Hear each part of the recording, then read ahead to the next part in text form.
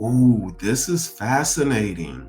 New roles may emerge within the field, such as specialists in psychological AI tools or liaisons between schools and tech providers. Interesting. So, to the question, will AI take my job? Will it replace it? According to this new advanced model, not necessarily. What it might do, though, it might expand our roles. Interesting to think about. OpenAI's new O1 model is here. And in this video, we're going to put it to the test. And in particular, I want to show how this new model can be used for school psychologists. There's some important things to know about this new model. First, with this O1 model, it's said to be able to reason extremely well. If you've been on any of the presentations that I've done here about AI, especially as it relates to school psychologists, I shared the 5 levels of AI, with the first level being able to have conversations with these models with conversational chatbots. The second level in this 5 step progression is the ability to reason, the ability of these models to reason as well as humans. What's really important to note about this model, ChatGPT o1, is that it's said to be able to reason very well. Now, I'm not here to say that we are definitively at level 2, but I might say, depending on how this test goes and based on what I've been reading and researching, that we are approaching that level 2. And so, what I want to do, I want to jump in and show this model, and we're going to test it in real time. So, I have my Chat GPT up, and right now you see it's Chat GPT 4.0. That's one of the more recent models that they have. But if you're in ChatGPT, what you're going to do, and some of you might have access to this model, some of you might not. But what you can do to access it, you click that ChatGPT 4.0, that drop down, and you can see that you have O1 Preview and O1 Mini. What's important to note, the difference between O1 Preview and O1 Mini is O1 Mini is the faster version of this O1 model, meaning that it can still reason pretty well, but it'll provide you a response a lot faster.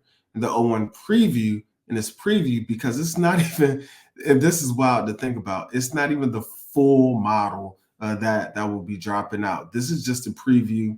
It's also important to note that you might not have access, that they're rolling it out to a select group of users, and then they'll roll out more and more. And then this O1 preview will just become O1 because that'll be the model.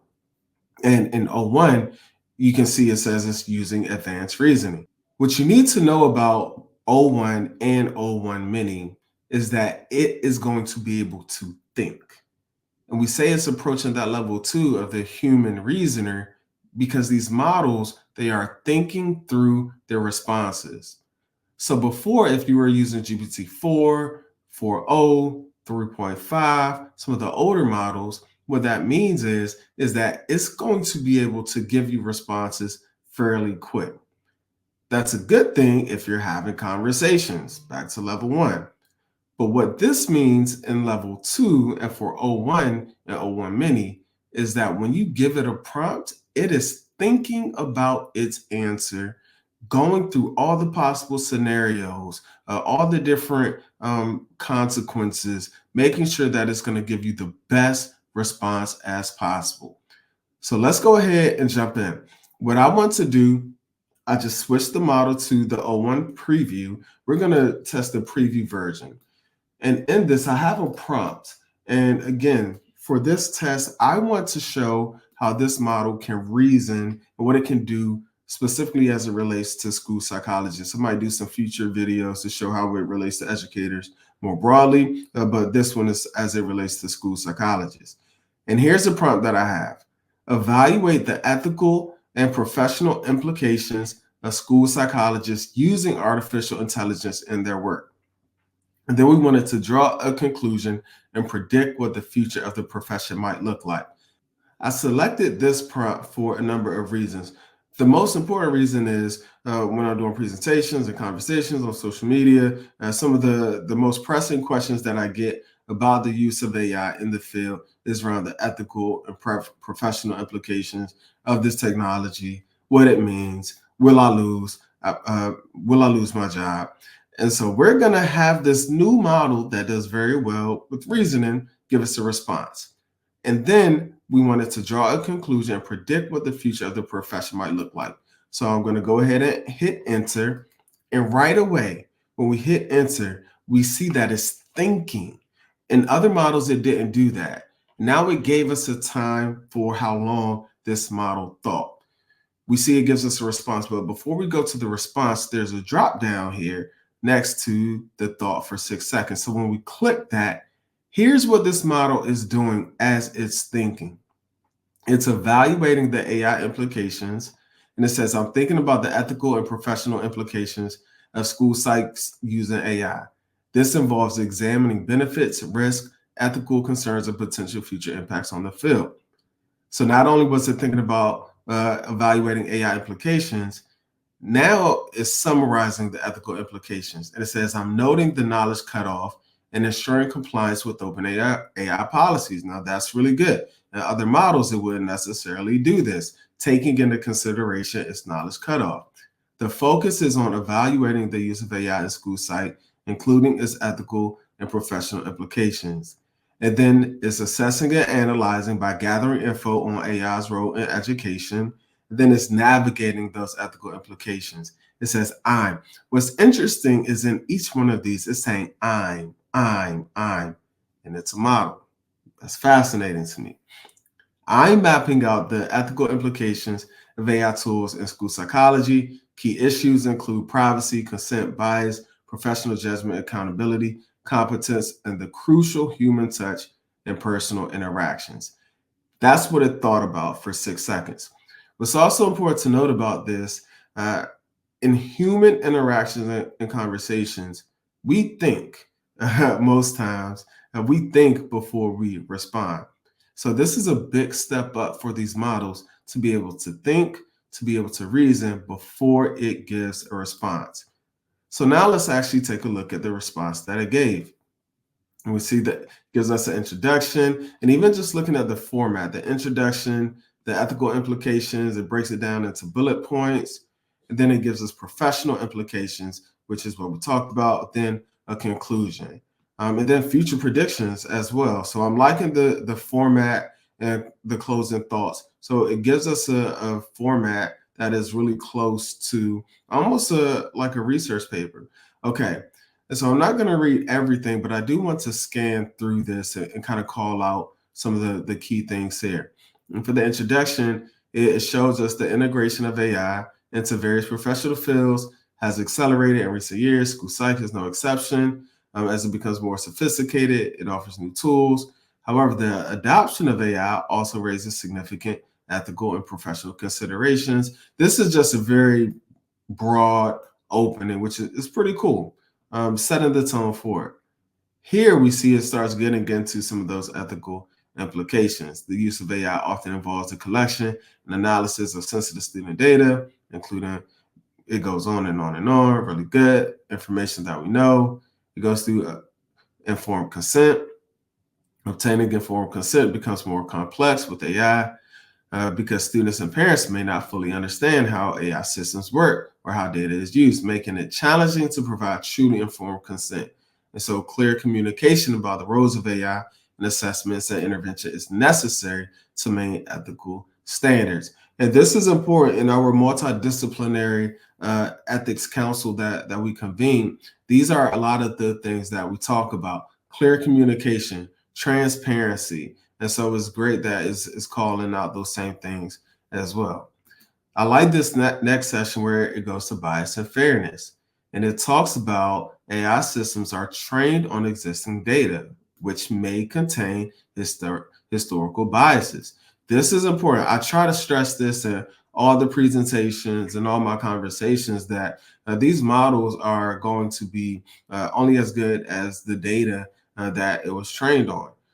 Oftentimes, these models have been trained on a ton of data, and these data will often contain bias. And so it's stating that right here. And if we're not careful, If we're not addressing and being cognizant of it, AI could perpetuate or even exacerbate biases related to race, gender, SES, or disability. And what might this do for school sites? It could lead to unfair assessments or recommendations, negatively impacting vulnerable student populations. Now, that's really good. Then it goes on autonomy and human judgment.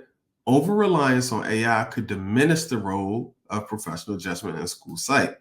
We talk about this often, right? Preserving the autonomy of the psychologists and decision making processes is crucial. I often talk about keeping a human in the loop, can't take humans out of it. And then accountability. Going through this is really cool to see that several of these are actually some of our relate to our core values. It also connects on going back to the ethical guidance that we created.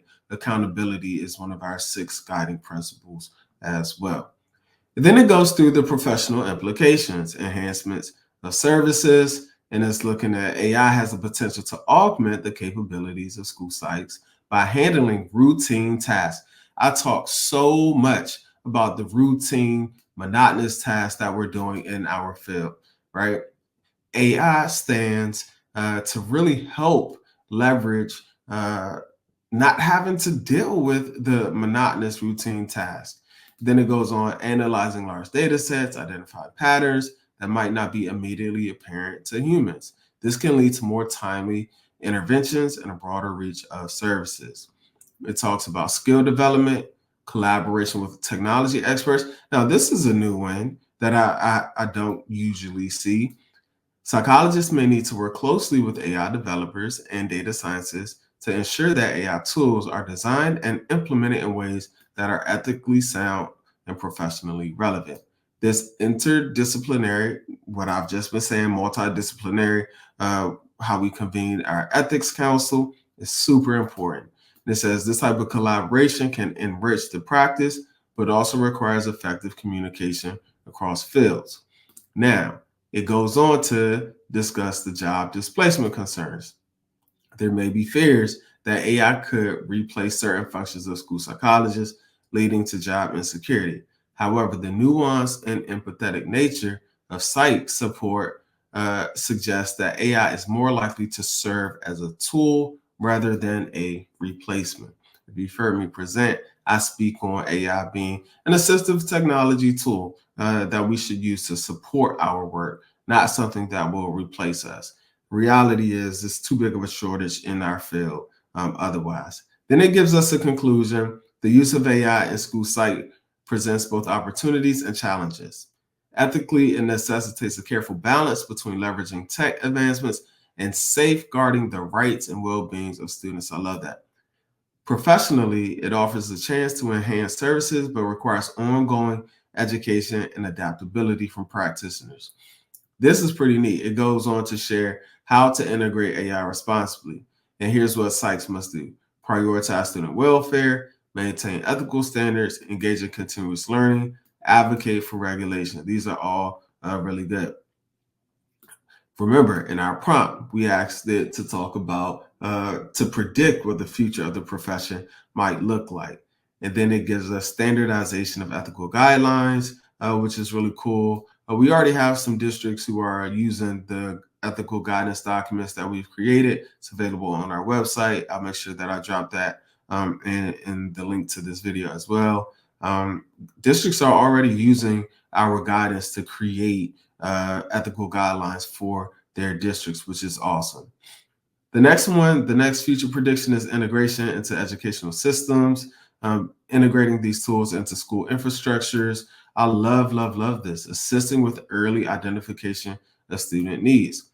Where we should be careful with this is if we understand that there's bias in data, can these tools, whether overtly or unintentionally, be used as tools to over-identify certain groups of students?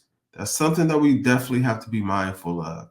I like this future prediction: emphasis on human AI collaboration, expanded access to services. Here's what it says: AI could help bridge gaps in service provision, particularly in under-resourced schools, by providing scalable support options under the supervision of qualified psychs. And then evolution of professional roles. Ooh, this is fascinating. New roles may emerge within the field, such as specialists in psychological AI tools or liaisons between schools and tech providers. Interesting. So, to the question, will AI take my job? Will it replace it? According to this new advanced model, not necessarily. What it might do, though, it might expand our roles. Interesting to think about. Then it gives us some closing thoughts. The future of school site in the context of AI is one of cautious optimism. That is the best way to describe it. We can be optimistic about these tools. We can look forward with all the possibilities of what could be, but it's still smart to go about it in a cautious way. By proactively addressing ethical concerns and embracing professional growth, school sites can harness AI. There's that word. Uh, the cliche. This is the first time they use this cliche jargon that's typical of these models. I was actually going to see if it did that. I do not like that jargon. Harness, empower, all of those words. Delve into. That makes me shudder. Anyways, AI to enhance their practice while safeguarding the essential human elements of empathy, understanding, and personal connection that are at the heart of the profession. Now, this is really cool. This is really neat to see. And this was our first take, our first question. What's important here, we see that it thought about its response before it responded and gave us something that was actually very detailed and very nuanced. Now, what I want to do, I'm going to create a new chat, and then I'm going to go to, let's see, I'm going to go to GPT 4.0, which is the model right before O1 came out. And we're going to paste that same prompt, and then we're going to see what the older model comes up with. And here, what we can see, it doesn't think before it responds. That is a big difference between the two. And as we go through, because it didn't think, the introduction is a lot shorter. We can already scan and see that the formatting is different. It starts with the ethical implications. It goes through the bias and fairness, data privacy and confidentiality, autonomy and decision-making, accessibility and equity. Then it gives us the professional implications, kind of similar, but then very different in terms of formatting and the depth of the responses compared to the O1 model and 4.0. Then it gives us the conclusion and future outlook. And this is pretty straightforward, pretty basic as well. I do want to see the future of the profession in the coming decade. It is likely that AI will become more ubiquitous in school site, driving both administrative efficiencies and advancing data-driven decision-making. AI could enhance the ability to offer tailored interventions and real-time support to students, especially in resource-constrained environments. However, there will be a growing need for ethical guidelines, regulatory oversight, and professional development that specifically address the intersection of AI and school site. And so we see that it gives us still a decent response, but some of the bigger differences being that the O1 model really took its time to think and really provided a very detailed response. How do you think these models did thinking, right? Did you notice a difference between now that these models take a few seconds to think before it responds? Do you think that improved the responses? I want you to give it a try and then report back. What type of prompt did you give it? What type of prompt did you use? I would love to hear different use cases for this prompt. I think I might do another video looking at data and how it analyzes different forms of data, which I think could be pretty cool as well. Let me know what you think. Make sure that you subscribe to our YouTube channel. Make sure you like this video and follow for more. Until next time, take care, everyone.